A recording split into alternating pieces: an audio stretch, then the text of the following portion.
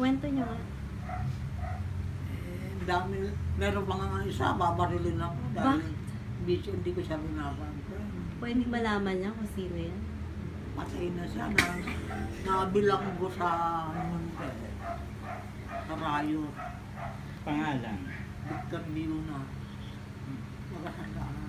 Sino pa? Sino pa? Nanligaw sa akin? May tomboy pa. Oo. Calderon yan din. Oo. Hindi mo diskara, di ba? Isang araw gusto ko nung dito. Ay, wag na lang, grabe, hindi pumunta, baka manggalit pa siguro. So, ano yung... Pero naka-schedule na sila pumunta. Ano yung pinaka-sweet na panliligaw ang naranasan nyo mula sa mga teachers? Siyempre naman si Mr. Victor. Sige nga, sir. Ano yung pinaka-sweet na ginawa niyo sa kanya? Lahat ng paraan ginawa ko manuyo, pero ayaw niya sa akin talaga eh. So? Ewan siguro talagang kapalaran. Nagsimba ako sa Quiapo, sa inanlagin sa Clolo. Pero isang Biyernes talagang Christmas party binigay sa akin eh. Ma'am? No, just sa party, sumayaw niya ako. Oo. Si Medel de Akis yun. Baisa rin ko si Medel de Akis. Diba? Nung sinayaw niya ako, naamoy ko, mabango. So, doon na kayo bumigay, ma'am, sa amoy. Mabango rin pala siya. Bakit, ma'am? Mukhang mabaho ba si Sam? Kada dasal niya, kada dasal. Fiesta lang kaya ako. Ma'am, ang tagal niyo na. Ilang taong kayong magkasama? Kasi noon magkaibigan lang kami, barkada kami.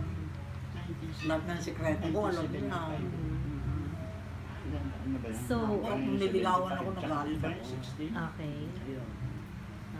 Pag dumadalaw siya sa amin, may dalang chocolate siya. Pinapakain ko sa katulong. Nung may gayuma yan.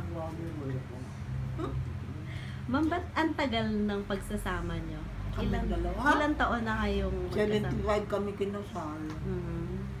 So, ilang taon na ho yun? 75, 85, 10. Malapit na mag-40, no?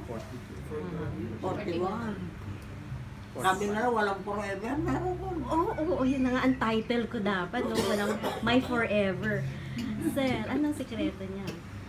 Ewan ko, pero ako, kuripot naman ako, nagtsatsaga siya sa akin eh. Pero pumuti ang buko dahil sa kanya eh. Ano po ang pinaka mahigpit na pagsubok dumaan sa inyong pagsasama? Wala ako Parang wala natatandaan. akong alam. Dahil simula't simula, miski sa pera, hindi kami Saka nag-aaway. hindi kami nag-aaway eh. Hindi ba boring pag di kayo nag-aaway? Hindi. kami Ako, nag-aaway. medyo ko seloso. Miski yung mga dati niya nanligaw sa kanya, na alam naman ninyo, no? May selos ako. Miski patay na siya. Baka pwede malaman kung sino yan. Kahit patay na kami ng tama,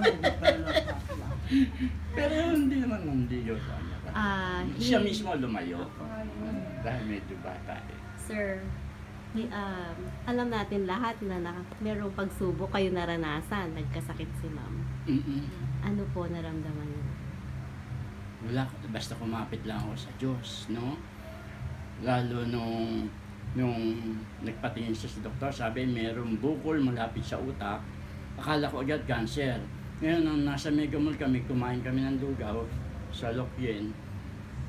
3 kutsara lang nakain ko dahil nasa isip yan. Hindi ako nangayayat ako ng gusto. Ngayon, isang araw siya din nangangayayat. Sabi ko pumunta siya sa parlor. Pagbaba niya, nakangiwi na siya. Sabi ko magpaganda ka nga. Eh ba, pumangit! E di tawag agad ako sa mga kapatid niya. Sabi ko, huwag niyo nang pahahalata na may nangyari. Tapos punta ako sa doktor. Pinasok namin sa ospital. Ayun, aneurysm. Tapos, 3 months siyang puro tubig ang kinain. Walang iba. Tiyaga ko. Pagkagaling ko sa eskwela, tsaka ko lang siya paliliguan. Ang kasama niya dito, aso. Tapos, kumuha kami ng katulong, isang araw lang na naawa sa kanya. ayaw siya alagaan. Kaya ako nagtiyaga.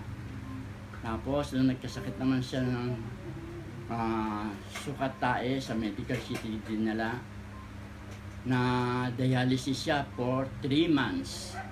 Gumaling siya January 1. Basta, ang Diyos lang ang tinapitan ko, wala ng iba.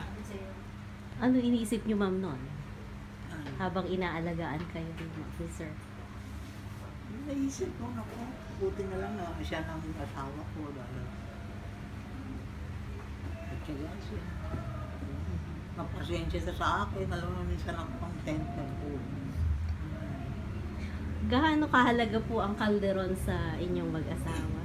Ay, sa kanya, palagi niya napapanaginipan. Actually, mahalaga. Miski nalipat na ako sa public, mahalaga pa rin sa akin ng mga kalderonian sapagkat hindi kayo nakakalimot sa aming mag-asawa. At yon ang lubos-lubos namin pinasasalamatan at ikinaliligaya. Very thoughtful ang lahat ng estudyante ng Calderon High School. Pwede nyo, you can say hi, ma'am, sa mga kalderon. Hi! Oy, attend kayo na rin yun, ha? See you! Invite. Hello, Calderonians! Sa December 3, sa Aloha Hotel, magkikita-kita tayo at nakikiusap kami mag-asawa na pumunta kayo kahit anong batch kayo. Minsan lang sa 1 taon yan, pero please, pagbigyan nyo naman kami at ang inyong mga ka-eskwela. Maraming salamat at mabuhay kayong lahat.